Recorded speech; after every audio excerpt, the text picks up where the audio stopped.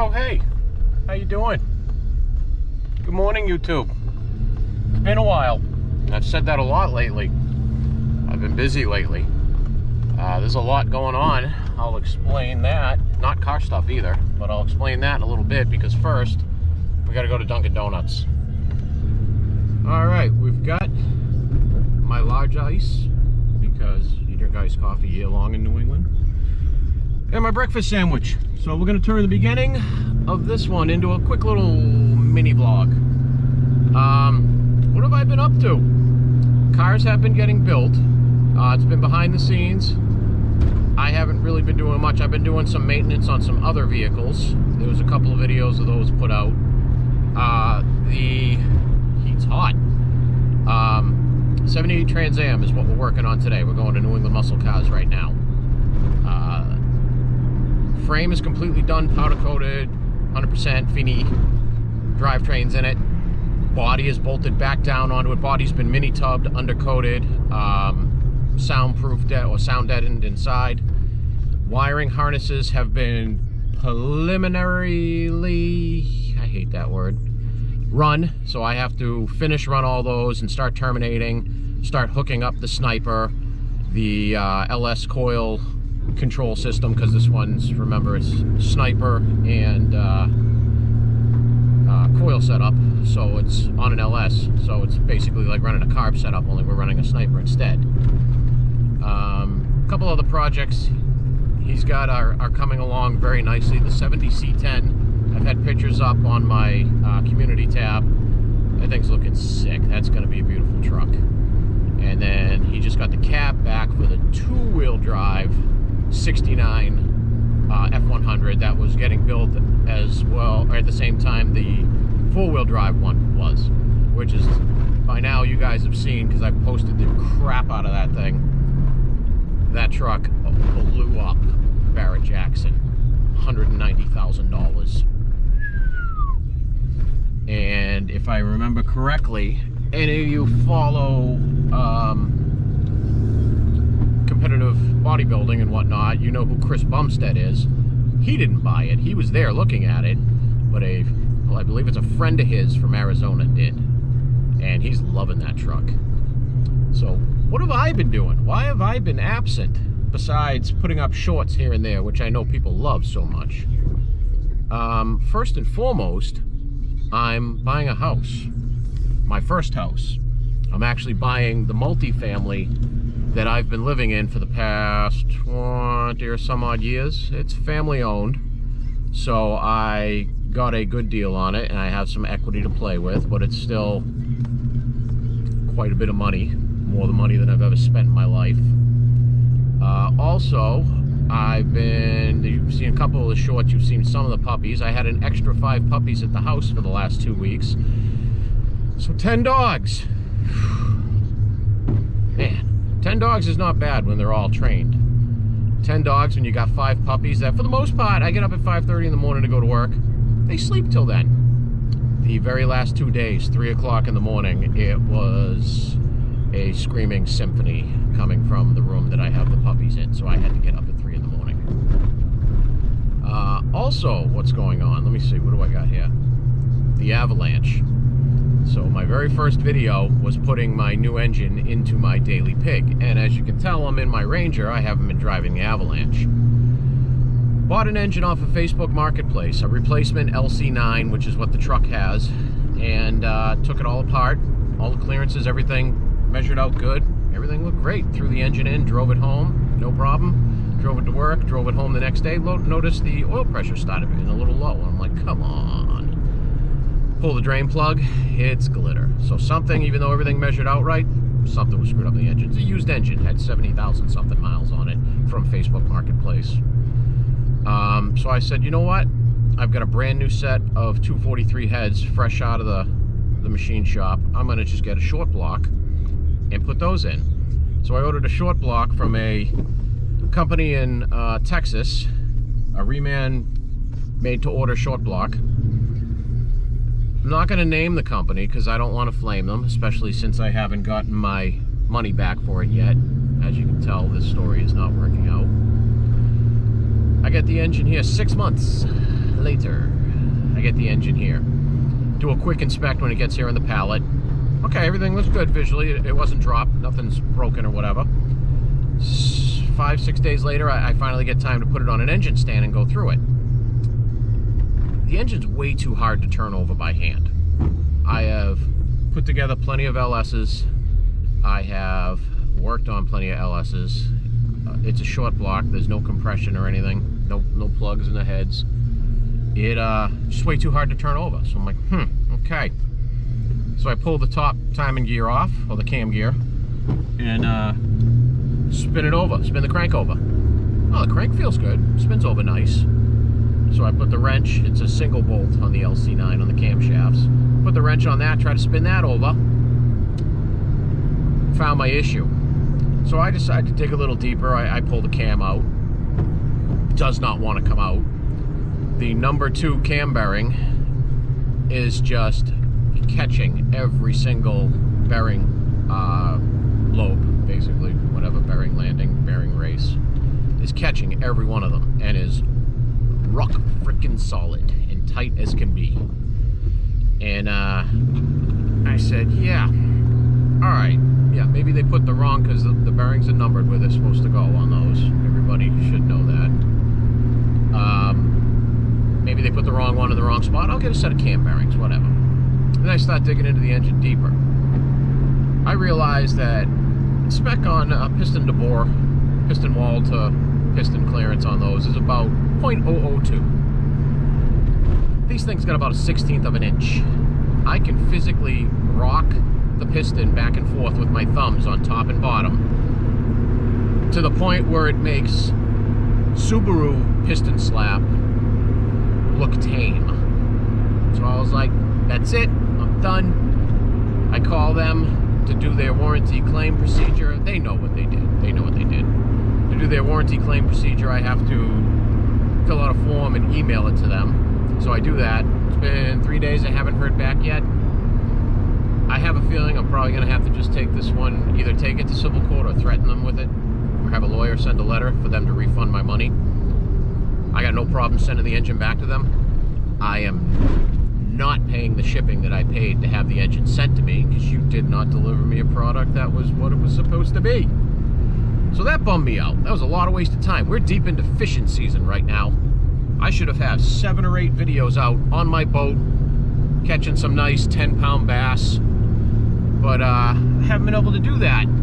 So I'm looking into full long blocks from local reputable businesses here now. My boss, who's my boss at Ferrari and owns New England Muscle Cars, has a guy up here in Spencer, Mass that he gets all his takeouts for some of his projects. I told him, see what he's got. I just don't want to spend crazy money on it. It's still a 150,000 mile Avalanche, but I do want to put a decent engine in it. It's a decent solid truck. Turns out, Monday it should be here. I have an 08 LS3 from a Corvette with 80,000 miles on it. Soup to nuts, top to bottom, intake covers to oil pan with the wiring harness, which I don't, wiring harness and ACM and pedal, which I don't need for my application. But what I would need is a rectangle port truck intake, because the LC9 is a cathedral port. Just so happens we had one of those laying around with a throttle body and 50-pound factory injectors in it. So that's coming, and I got a killer deal on it. I just kind of, I always wanted to put a 6.2 in the truck, and that was my plan, but used 6.2s around here, like 150,000 mile pullouts from trucks and stuff, are going for like 5-6 grand. No. But, so I just took the long way around to get that done. But, enough rant, because I probably lost half of you by now.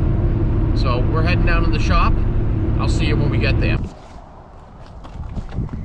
And we're here. First, the 70C10. Look at this thing. Just nasty.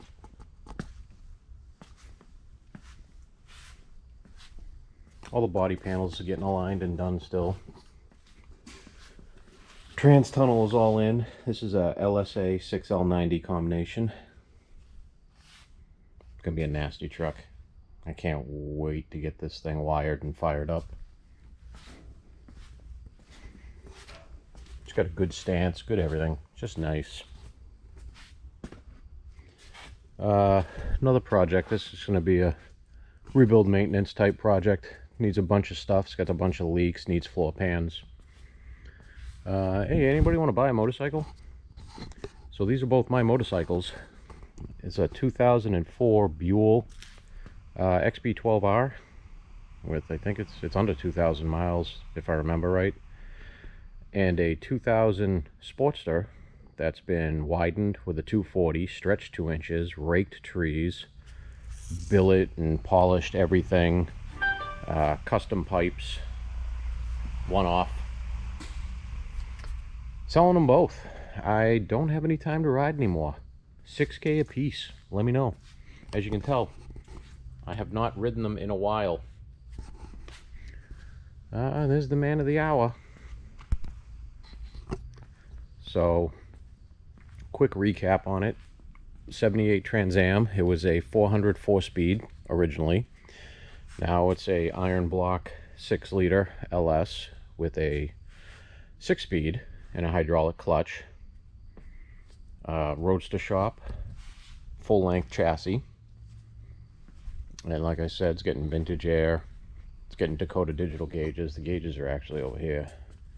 So I've got to wire all this stuff up today. Always love these knurled, machined, second gen F-body. Can't really talk right now. Instrument panels. Yep, I'll have to wire all these up. It's nice. It's all mainly plug and play. This is the 2-wheel drive F100 chassis. The body is currently at the boss's house because he just picked it up last night. But a good amount of the interior is in this thing, and by a good amount I mean this much. All new seat covers, all factory side panels that have been cleaned and re-dyed. The dash was a nightmare from what I was told, but they got that all taken care of and fixed and looking pretty. Let's see if the taillights are in.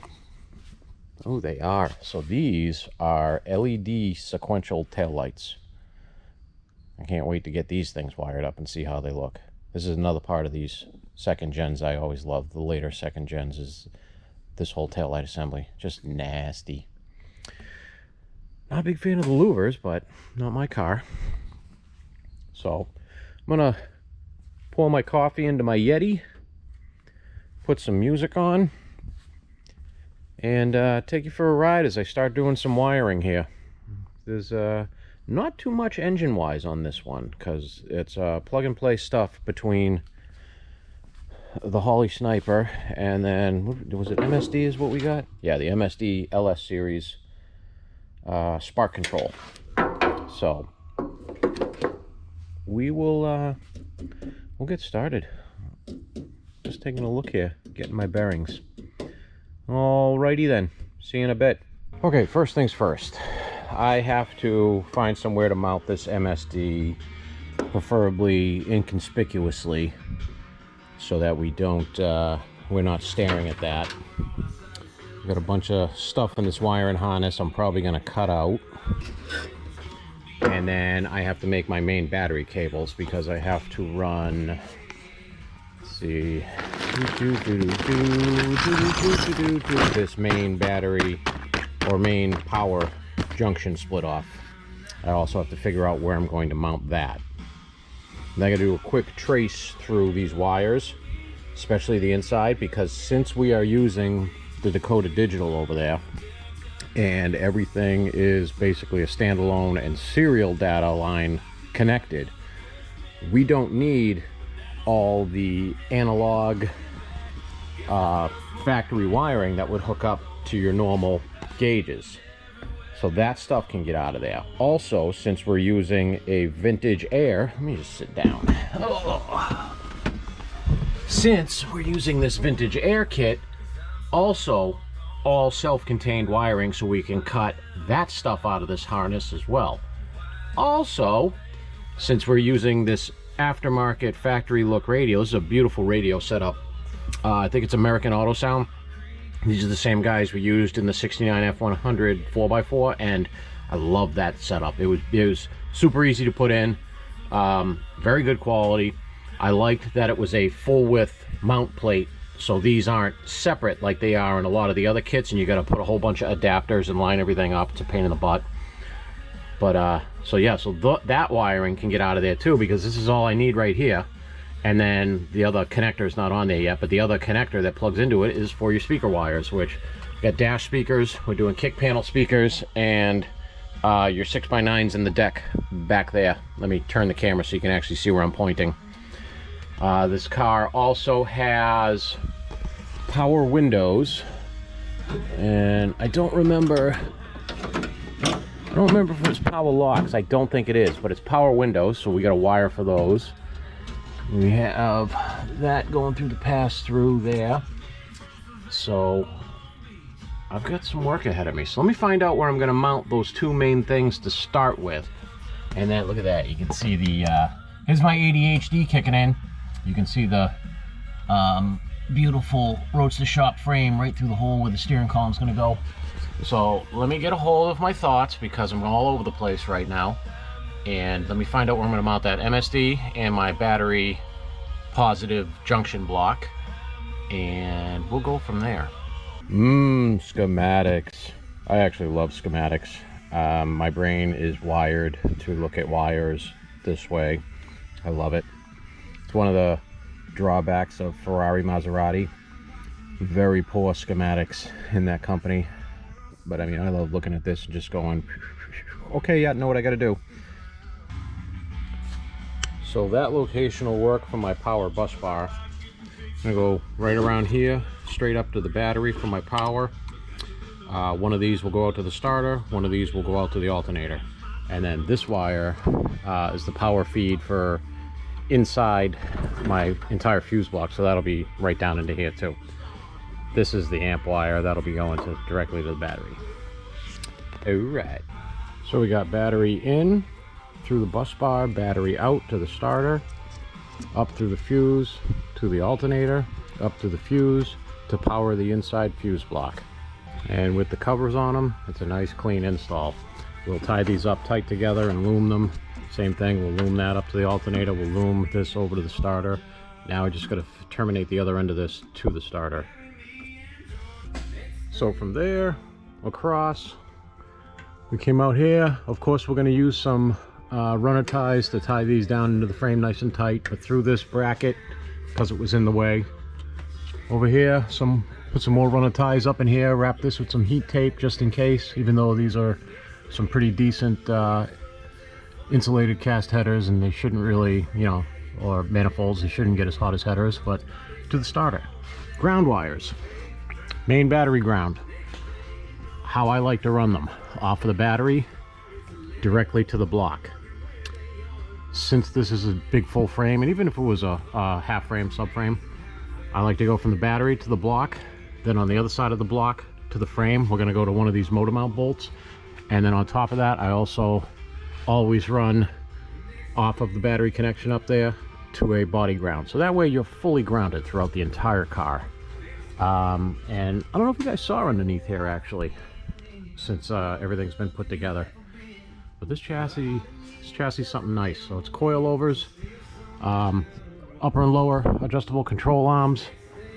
And like I said, so this is RoadsterShop's full frame option for these first and second gen F-bodies that only used a subframe. And this is going to immensely tighten up the handling, performance, control, everything in this car. It's just going to be unbelievable. The rear end, leafs are gone. See ya. We have a 4-link in here now with a panhard, coilovers in the rear. So this is running nice bare brakes all around too. Factory style fuel cell, but in tank fuel injection pump. One of the cool things about these is the size of these rear tires. What are these? 325s? Yep, no, 315s. They're in 315s in the rear end here, and 2 tons of room with the mini tubs, so that's good. One of the cool things about this frame, so they make this frame so it is a complete bolt-in. There's no modifications needed. You drop your body after you strip all your old crap out of it onto this frame, including back here. That is your leaf spring mount. It uses the existing rear leaf spring mount as one of the tie-in points to tie this full frame into this half frame body. Like I said, I cannot wait to drive this one. But you get a nice drive shaft tunnel brace here. A little rigidity in that. Really nice double hump transmission crossmember to run the exhaust. So the exhaust is going to come out of these tubular or cast manifold tubular headers, whatever, you know, Holley brand. Come out, go through here, center down through here, and then out, you know, just like any other typical independent rear end type suspension. So we're at full droop right now. So, I mean, there's a ton of room for clearance for the exhaust under here. So I am going to make my ground lines or cables, and then we're gonna start getting going on some other wiring. I think I'm gonna end up tackling some of the engine bay wiring for the Holley and everything. So I gotta do a little bit of heat wrap on some of this stuff that I have up here that I know it's not really that close, but I like to do it anyways because it's just good measure. And reverse switch right here will need to be wired in. It's your speedo drive. And neutral safety that, or not neutral safety, what do you call it? Reverse lockout, which I don't think we'll be running on this. It's, you want to jam it into reverse while you're driving, more power to you. It's not a really easy thing to do. But the way they make these, actually, you can see the difference in the motor mounts on each side. They actually clearance that motor mount for your steering shaft. But like I said, let me get to my battery cable making and I'll show you the ground side once I'm done with it.